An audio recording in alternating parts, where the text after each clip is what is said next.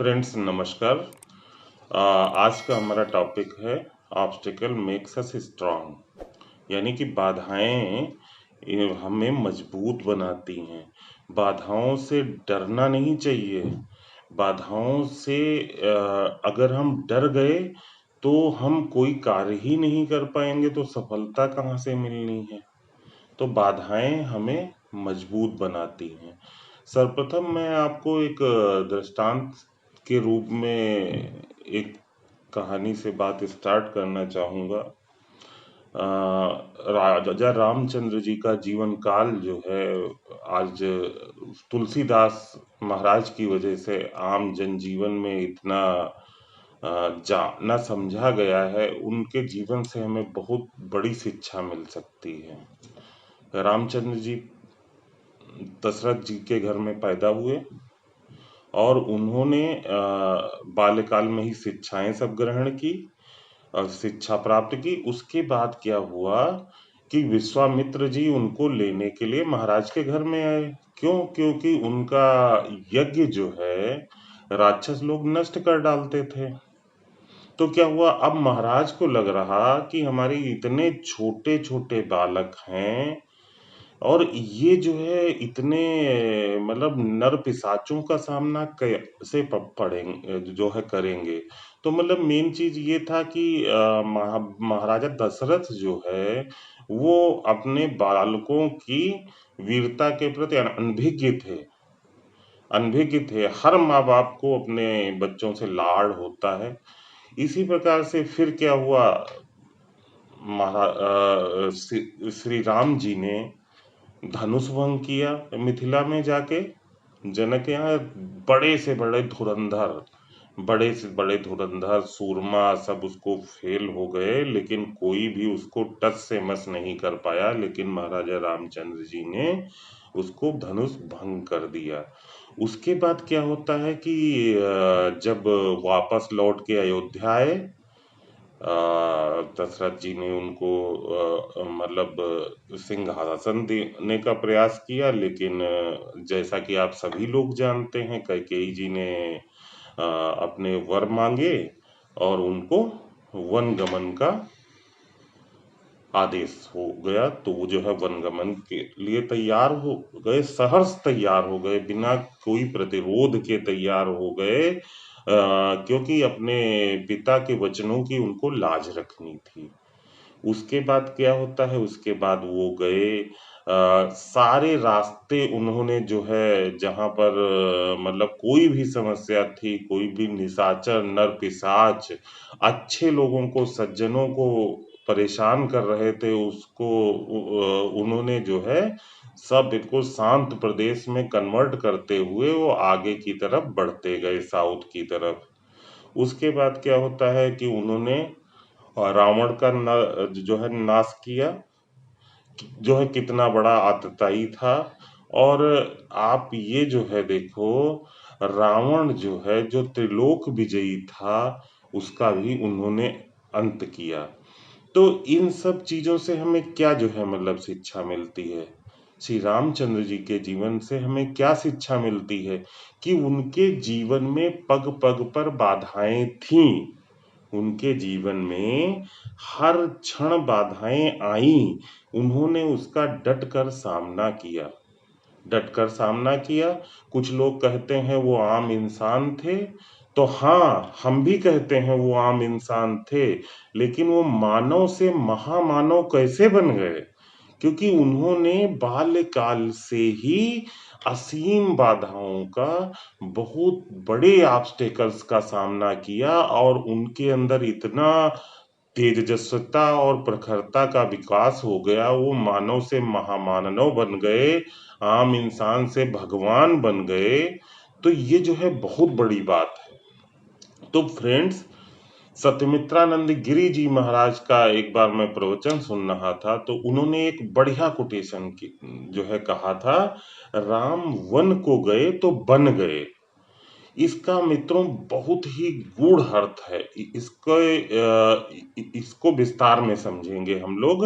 Ram one को गए तो बन गए मीन्स क्या हुआ कि रामचंद्र जी अगर जो है महल में ही रहते और वो ठाट बाट से रहते, तो शायद उनको मानव से महामानव बनने की जो प्रक्रिया है वो शायद ना होती। लेकिन नियति को कुछ और मंजूर था। नियति को मंजूर था उनको महामानव बनाना, ईश्वर बनाना, भगवान बनाना। तो मतलब उनके जीवन में प्रारंभ से ही विकट बाधाएं। अभी देखो बाल्यकाल से गुरुकुल से जो है जैसे ही पढ़कर आए वैसे ही गुरु विश्वामित्र आ गए। उन्होंने कहा कि हमारे आश्रम में राक्षस हमारी यज्ञ में बाधाएं डालते हैं, तो उन्होंने ताड़का का वध कर दिया।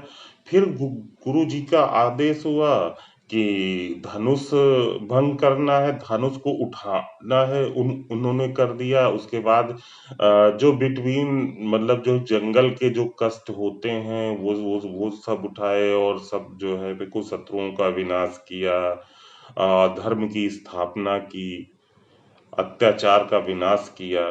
तो उन्होंने इतनी ज्यादा ऑब्स्टेकल्स को पार किया कि वो महामानव के रूप में प्रतिस्थापित हुए। तो फ्रेंड्स ऐसे ही होता है कि बाधाएं जो होती हैं, बाधाओं की लहरें जो है पत्थर को भी घिस घिस कर इतना प्रखर तेज और बिल्कुल अच्छा बना देती हैं कि उसी पत्थर को, जो पत्थर घिस जाता है, उसको हम शिवलिंग के रूप में स्थापित करके और उसको भगवान बना के पूजते हैं। तो बाधाएं हमेशा बुरी नहीं होती।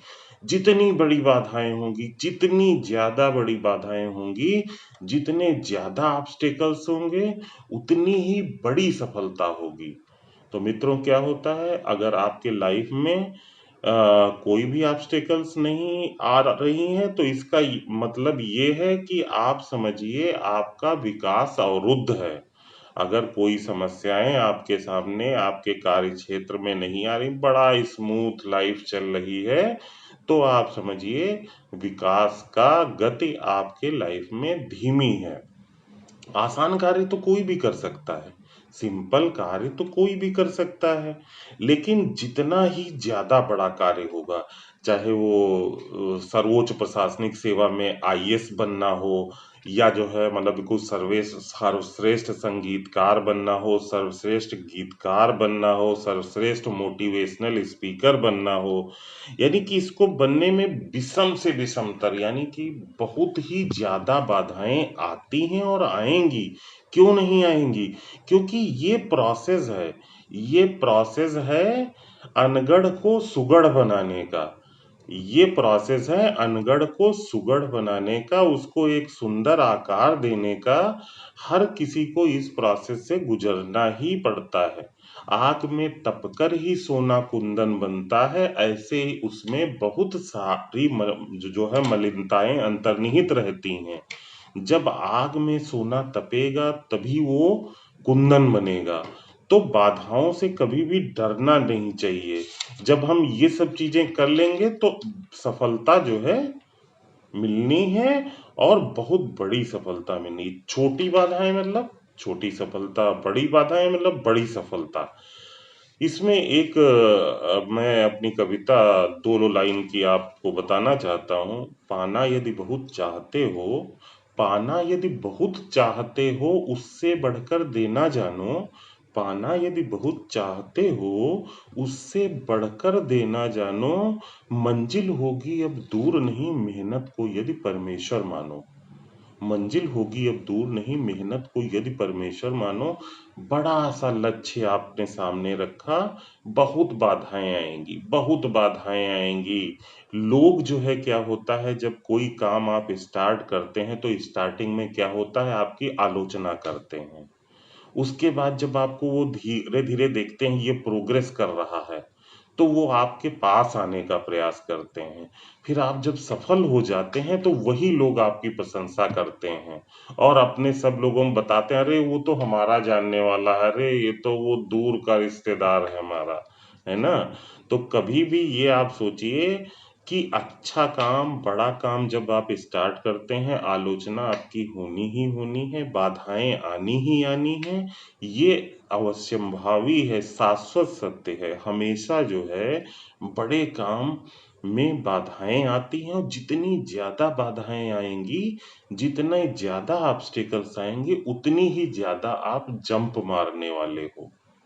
जितनी ज्यादा आपके सामने बाधाएं आएंगी, उतनी ज्यादा आप सफलता में जंप मारने वाले हो।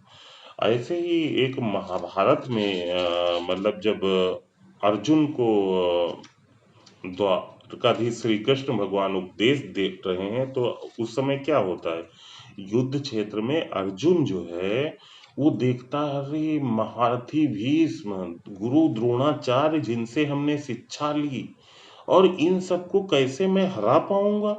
और अगर मान लो बाई द वे मैंने हरा भी दिया, तो इनको सबको हरा के मैं राज्य रखूंगा अपने पास। तो श्री कृष्ण भगवान उसकी मनोव्यथा समझ जाते हैं, और गीता का बड़ा ही सुंदर उपदेश दिया। एक एक सूत्र में इतना गूढ़ ज्ञान छुपा हुआ है कि उसको सभी को हृदयंगम करना चाहिए, अपने में आत्मसात करना चाहिए। वो जो है कहते हैं कि वीर भोग्या वसुंधरा, यानी कि वीर ही वसुधा की शोभा बढ़ाते हैं, और वही जो है भोग करते हैं। और कायर जो है अपयश के भागी होते हैं। तो मीन्स क्या है, बाधाओं का आगे बढ़ के सामना करिए, बाधाओं का आगे बढ़कर सामना करिए। हम जब बाधाओं से घबराएंगे नहीं, उनसे सामने से टकराएंगे, तो हमारी सफलता बहुत ही अच्छी होगी, बहुत ही उत्तम होगी। और इसी के साथ मैं अपनी बात समाप्त करता हूँ। थैंक यू मित्रों।